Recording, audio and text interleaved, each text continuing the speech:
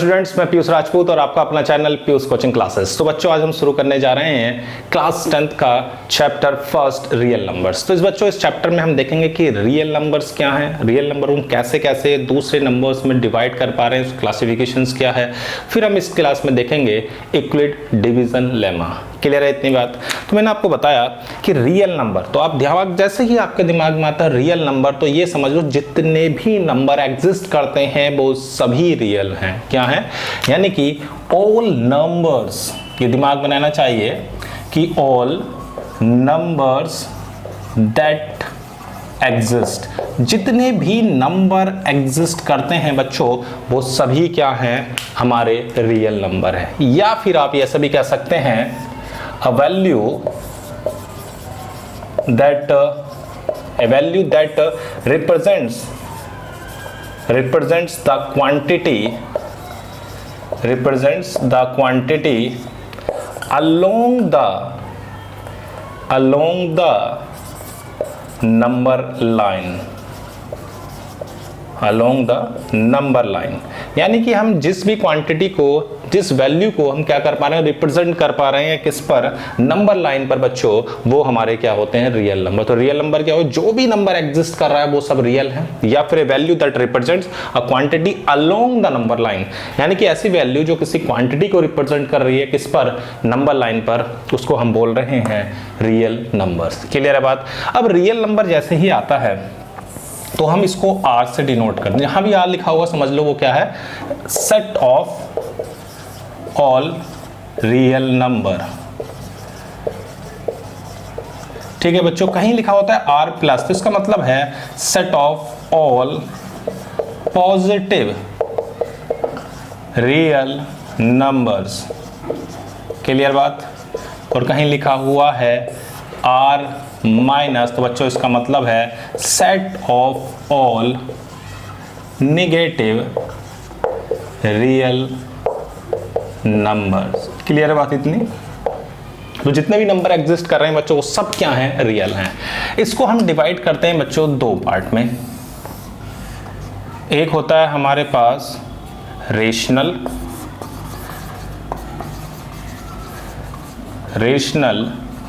Numbers, और दूसरा होता है बच्चों इररेशनल नंबर।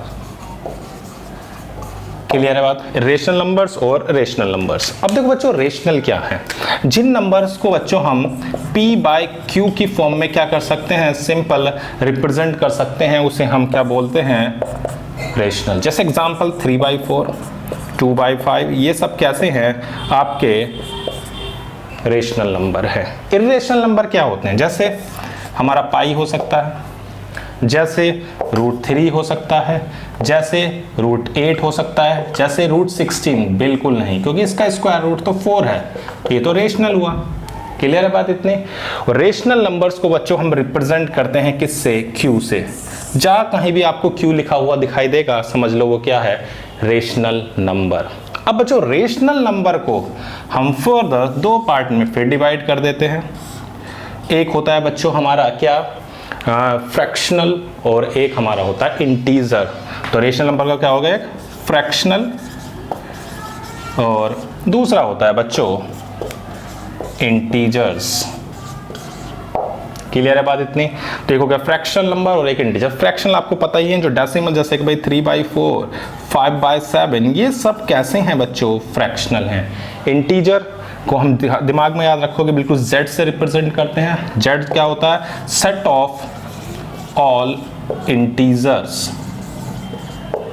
क्लियर है बात? सभी इंटीजर्स, जितने भी इंटीजर हैं, उन सभी इंटीजर का क्या है? सेट है। क्लियर है इतनी बात? अब देखो, ये जो इंटीजर है ये भी बच्चों दो होते हैं। एक होते हैं हमारे होल और एक होते हैं निगेटिव। एक क्या है बच्चों? निगेटिव है, और दूसरा क्या होता है? होल। क्लियर है इतनी बात? निगेटिव में आप जैसे लिख सकते हो भाई -3, -4, -5। क्लियर? अभी जो होल हैं इसको भी फर्दर हम दो पार्ट में डिवाइड करते हैं बच्चों। एक होता है 0 और दूसरा होता है बच्चों नेचुरल नंबर्स। एक है नेचुरल नंबर्स और दूसरा है जीरो। अब नेचुरल नंबर्स आपको पता है जो 1 से शुरू होते हैं, 1 2 3 से लेके कहां तक, इसे हम रिप्रेजेंट करते हैं किससे, n से। और जो होल नंबर है बच्चों, इसको रिप्रेजेंट करते हैं w से। ये क्या है हमारा होल नंबर। क्लियर है इतनी बात। तो मैंने आपको क्या बताया कि जितने भी नंबर एग्जिस्ट करते हैं वो सभी नंबर्स बच्चों क्या है, रियल है, या उनको जिनको नंबर्स को हम जिस वैल्यू को हम रिप्रेजेंट कर पा रहे हैं किस पर, नंबर लाइन पर। दूसरी मैंने बताया इनको हम 2 पार्ट में कर रहे हैं, रेशनल और इरेशनल। जो भी बच्चों रेशनल नंबर हैं वो हमारे p/q की फॉर्म में रिप्रेजेंट होते हैं, और जो इरेशनल हैं वो p/q की फॉर्म में रिप्रेजेंट नहीं हो सकते। क्लियर इतनी बात। अब मैंने इसको एक फ्रैक्शनल और इंटीजर या तो कैसे होंगे, निगेटिव होंगे या होल होंगे। होल में भी 2 होते हैं, जीरो या नेचुरल नंबर। क्लियर है इतनी बात। फटाफट इसको नोट करो, देखते हैं फिर आगे। और बच्चों हमारे पास जो जीरो है उसको आप ध्यान में रखोगे, जीरो जो होता है इज द, ये हमारा आइडेंटिटी एलिमेंट ऑफ एडिशन है। Zero is the identity element of addition for a real number. For a real number A, मतलब कि अगर मैं A में 0 ऐड करता हूं तो A ही तो आएगा, तो उसको हम बोलते हैं A + 0 कितना हो गया बच्चों, A। यानी कि अगर हम 0 को किसी भी रियल नंबर में ऐड करते हैं तो वो नंबर वैसा ही रहता है, इसलिए हम इसको क्या बोलते हैं, आइडेंटिटी एलिमेंट। क्लियर है इतनी बात।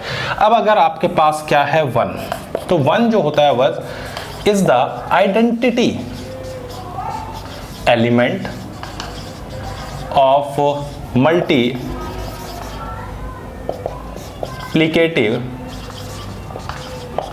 Multiplicative for a real number. ठीक है बच्चों, यानी कि ये भी एक आइडेंटिटी एलिमेंट होता है। अगर आप किसी भी रियल नंबर में 1 से मल्टीप्लाई करोगे तो वो क्या आएगा, ए ही आएगा। ठीक है बच्चों, तो ये क्या है, 1 is the identity element of multiplicative for a real number. या एक चीज और ध्यान रखोगे, जैसे भी लिखा हो -a, तो -a क्या है, तो ये बच्चों होता है एडिटिव इनवर्स। क्या है ये, additive inverse. Additive inverse of a real number. किसी भी नंबर में अगर देखो मैं a है तो उसमें अगर -a करोगे तो क्या मिलेगा, 0। यानी कि ये क्या है, एडिटिव इनवर्स है। ऐसे ही हमारे पास होता है 1/a। ये कैसा होता है, multiplicative inverse of a real number. यानी कि अगर आपके पास a है तो 1/a इज इक्वल टू क्या होगा, 1। तो 4 बातें आप याद रखोगे कि पहला कि अगर 0 क्या है, आइडेंटिटी एलिमेंट है, यानी a + 0 a। 1 क्या है, तुम्हारा वो आइडेंटिटी एलिमेंट है, किसके लिए, मल्टीप्लिकेशन के लिए। -1 क्या है, एडिटिव इनवर्स है, और 1/a क्या है, मल्टीप्लिकेटिव इनवर्स है। इतनी बात क्लियर होगी, कोई दिक्कत। चलो भाई फटाफट इसको नोट करो, देखते हैं बच्चों आगे। अब देखो हमारे पास बच्चों आती है यूक्लिड डिवीजन लेमा, बहुत ही इंपॉर्टेंट है, और पेपर में इसका एक क्वेश्चन आपका 100% आएगा। चलो भाई देखते हैं क्या है ये।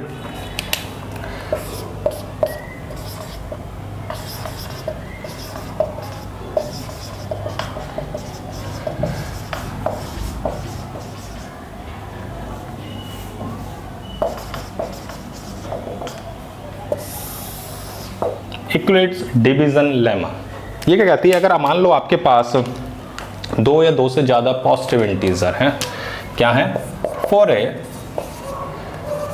गिवन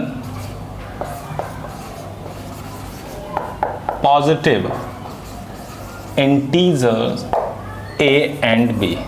हमारे पास हमारे पास बच्चों 2 पॉजिटिव इंटीजर्स हैं। क्या है, 2 positive integers, there exist unique integers q and r satisfying। जैसे बच्चों मान लो आपके पास एक नंबर है a, आप उस नंबर को किसी दूसरे नंबर b से डिवाइड कर रहे हो।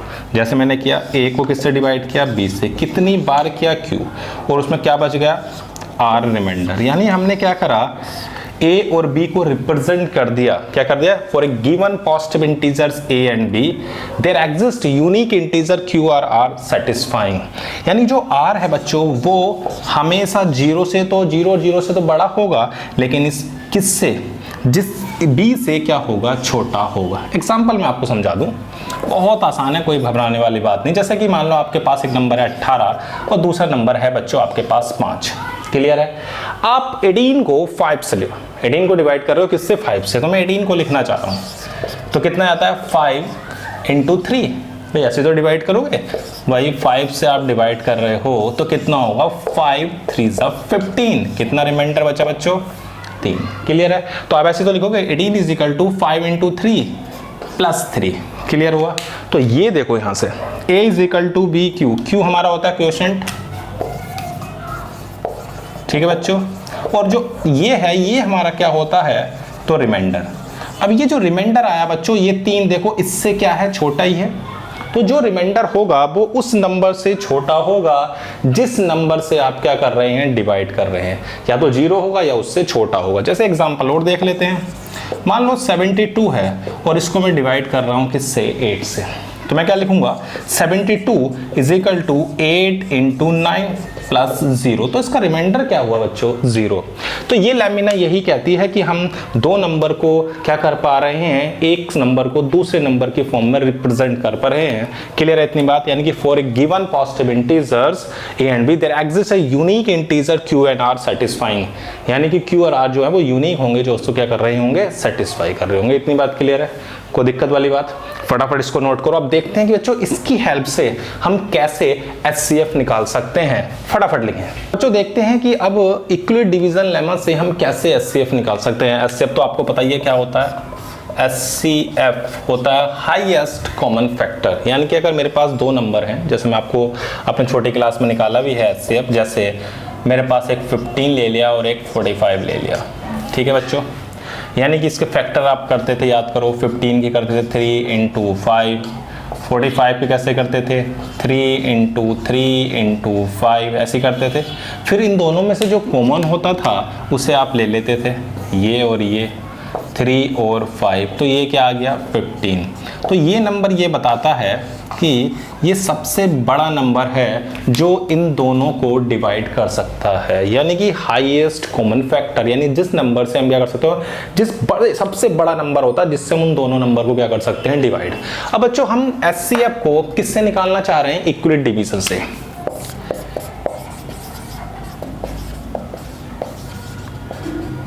इक्विलिब्रियम डिवीजन लेमा कैसे।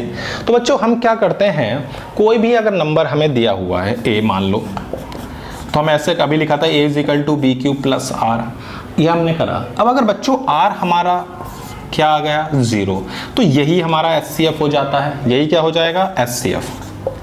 लेकिन अगर r बच्चों नॉट इक्वल टू 0 आया, क्या आया, नॉट इक्वल टू 0, तो फिर हम क्या करते हैं, b और r को, इसको और इसमें फिर से क्या लगाते हैं, इक्विलिब्रियम डिवीजन लेमिना। तब तक लगाते हैं जब तक फिर 0 ना मिल जाए, यानी कि रिमाइंडर बिल्कुल 0 हो जाए, तब तक हम करेंगे। जैसे बच्चों में एक एग्जांपल से आपको समझाऊं।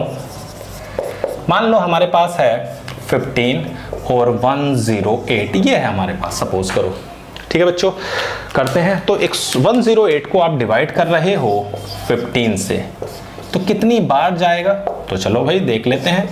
15 108, तो 15 7 जा बच्चों कितने होते हैं, 105, तो कितना बचा, 3। क्लियर है इतनी बात, कोई दिक्कत तो नहीं। अब हम क्या करेंगे, इस 3 से इस 15 को डिवाइड करेंगे, तो 15 क्या आ जाएगा, 15 इज इक्वल टू कितना आ गया, 3 इंटू 5 प्लस 0। कोई दिक्कत वाली बात।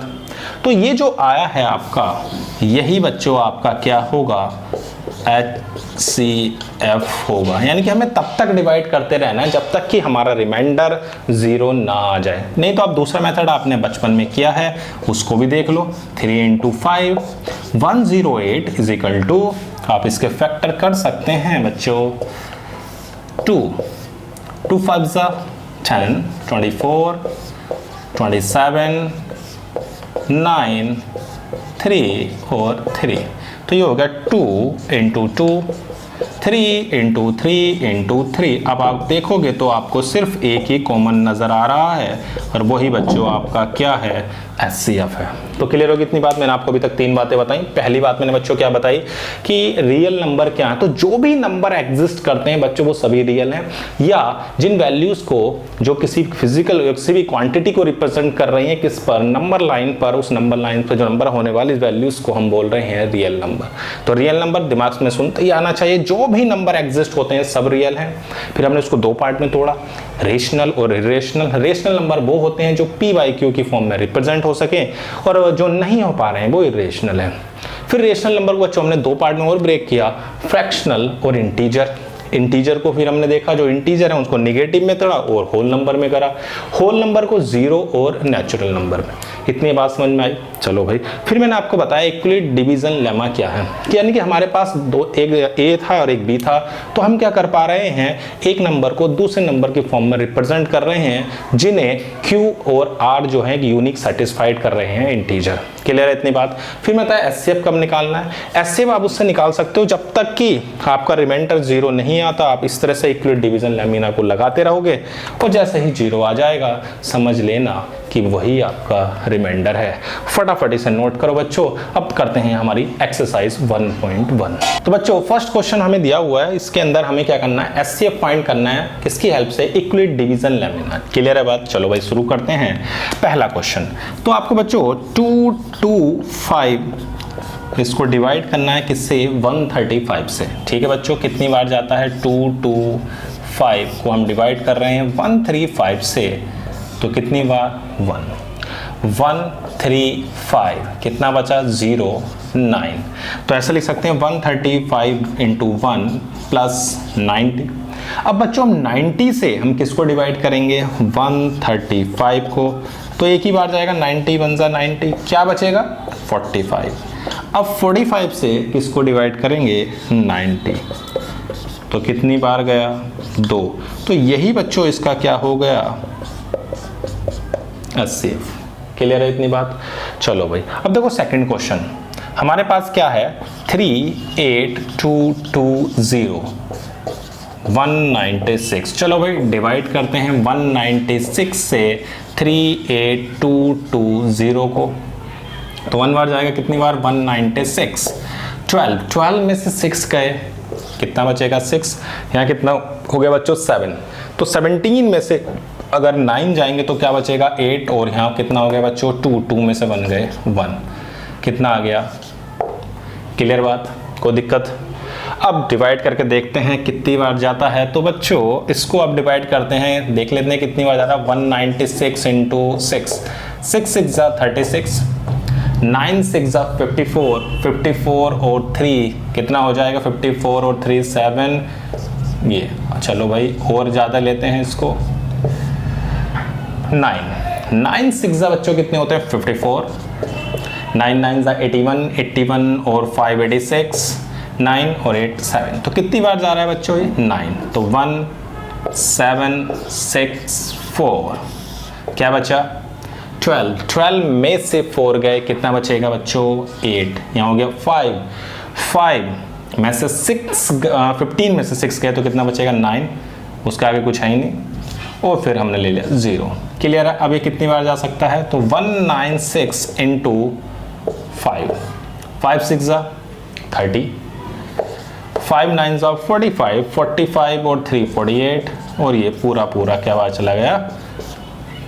क्लियर है बात इतनी। तो ये आ गया बच्चों हमारा 196 × 195, तो ये हमारा क्या हो गया, HCF। क्लियर है इतनी बात, कोई दिक्कत वाली बात। चलो भाई थर्ड क्वेश्चन आप एक बार ट्राई करें बच्चों, कर लिया। चलो भाई अब देखते हैं 867 तो यानी 255 है, उसको हम डिवाइड कर रहे हैं 867 तो कितनी बार जाएगा ये? 3 बार। देखते हैं तो 255 इंटू 3, 3 5 ज़ा 15, 3 5 ज़ा 15 और एक 16, 3 2 ज़ा 6 और एक 7, तो ये चला गया बच्चों 3 बार, तो हो गया 7 6 5, 7 में से 5 गए 2 0 1। क्लियर है इतनी बात? चलो भाई आ गया हमारे पास 867 255 इंटू 3 प्लस 102। क्लियर है? अब हम क्या करेंगे 255 यानी कि 102, देखते हैं कितनी बार जाता है। 102 255 2 बार, 2 2 ज़ा 4 तो हो गया 51। क्लियर है? कोई दिक्कत वाली बात? चलो भाई ये 2 बार गया, बचा 51। अब बच्चों किससे करेंगे? 102 51 इंटू 2, तो ये बच्चों इसका क्या हो गया? SCF कितना आ गया? क्लियर है बात? आसान है, कुछ नहीं है, बस आपको क्या करना है, छोटे वाले नंबर से बड़े नंबर को डिवाइड करना है। तब तक ऐसा लिखते रहना इक्वल डिवीजन लेमा की फॉर्म में, इस तरह से रिप्रेजेंट करते रहना जब तक कि 0 ना आ जाए। जैसे ही 0 आया समझ लो आपका SCF आ गया। क्लियर है? फटाफट नोट करो। देखते हैं बच्चों सेकंड क्वेश्चन क्या कह रहा है। चलो भाई आसान है, कुछ नहीं है।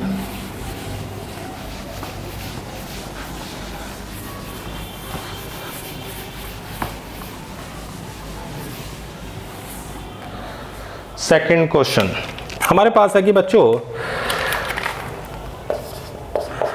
Show that any positive odd integer is of the form of 6q + 1 इतना। ठीक है बच्चों, हमारे पास एक नंबर हमने ले लिया a। अगर बच्चों मैं इस नंबर को 6 से डिवाइड करूं तो क्या आएगा? 6q + r। अब ये r जो है बच्चों वो 6 से तो छोटा होगा, 0 और 0 से बड़ा होगा, यानी कि 0 हो सकता है, 1 हो सकता है, 2 हो सकता है, 3 हो सकता है, 4 हो सकता है और 5 हो सकता है। ठीक है, तो यानी कि अगर मैं इसमें वैल्यू रखूं तो ये 6q + 0 हो सकता है, ये 6q + 1 हो सकता है, ये 6q + 2 हो सकता है, और ये 6q + 3 हो सकता है, और ये 6q + 4 हो सकता है, और ये 6q + 5 हो सकता है। अब इसमें से हमें बच्चों वो नंबर लेने हैं जो ओड हैं, तो ओड वाले कौन से होंगे? ये होगा, ये होगा और ये होगा।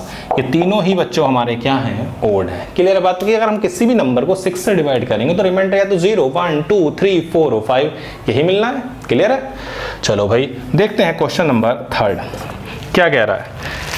क्वेश्चन बोलता है कि an army containment of the 616, ठीक है भाई, member is to march behind an army band of 32 member in parade. The two groups are to march in the same number of column. What is the maximum number of column in which they can march? तो simple सी बात है बच्चों, आपको 616 और दूसरा हमारे पास है 32, ये है। तो मैंने आपको बताया था हाईएस्ट कॉमन फैक्टर, तो आपको सिंपल क्या करना है? SCF निकाल देना। इन दोनों का SCF क्या होगा? तो 616 32। चलो भाई 32 से आप 616 को डिवाइड करें तो 32 एक ही बार जाएगा तो फिलहाल। चलो भाई 11 हो गया 9, ये हो गया 2। अब देखो कितनी बार जाता है ये 8 नहीं, कम हो जाएगा ये, तो 9 ज़्यादा हो जाएगा। 9 2 ज़ा 9 बार देखें तो 9 2 ज़ा 18, कितना हो गया 1, 9 3 ज़ा 27 और एक 28, तो ये कितना बचा? 8। क्या बचा बच्चों? 8, ये तो बचेगा। अब हमारे पास आ गया 616 = 32 × 19 + 8। अब हम 8 और 32 ले लेंगे तो कितना हो जाएगा?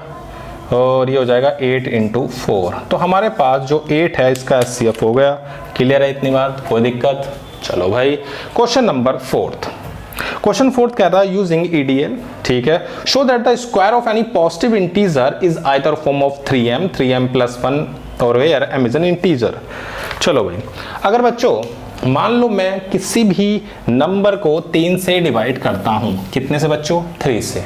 चलो भाई हमारे पास एक नंबर है, मैंने लिखा a = 3q + r। ठीक है बच्चों, तो r क्या होगा, या तो 0 या 1 या 2, यही हो सकता है। क्वेश्चन बोलता है कि अगर आप इसका स्क्वायर करो, मैंने ये लिया, अगर मैं इसका स्क्वायर करता हूं तो कितना आएगा, 3q का स्क्वायर, यही हो 3q का स्क्वायर, तो कितना होगा ये 9q स्क्वायर, हाँ या ना। अब इसको ऐसे लिख सकते हो 3 इंटू 3q स्क्वायर, यानी कि अगर मैं इसको m मान लूँ तो मैं इसको 3m लिख सकता हूँ। यही हमें क्या है कि अब 3m प्लस 1 के फॉर्म में रिप्रेजेंट करना है। क्लियर है इतनी बात? चलो भाई, अब दूसरा नंबर है 3q प्लस 1, अगर आप इसका स्क्वायर करो तो क्या आएगा, 9q स्क्वायर प्लस 1 प्लस, इसको बच्चों मैंने क्या एज्यूम किया हुआ है, m, ध्यान रखना, तो हो जाएगा 6q।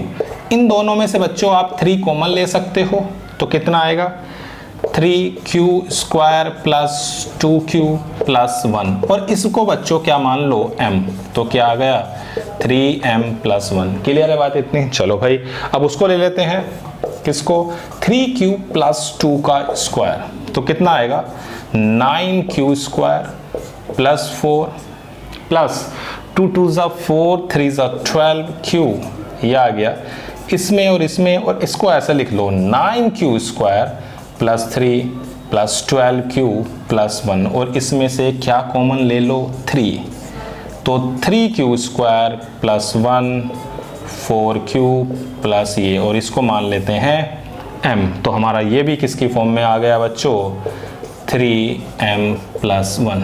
यानी कि अगर कोई भी नंबर हमारे पास है 3 से डिवाइड करने पर उसमें आ रहा है रिमाइंडर 0 1 2, उसका स्क्वायर करते हैं तो वो क्या आएगा, या तो 3m होगा या 3m प्लस 1 की फॉर्म में होगा, m उसमें कोई भी इंटीजर है।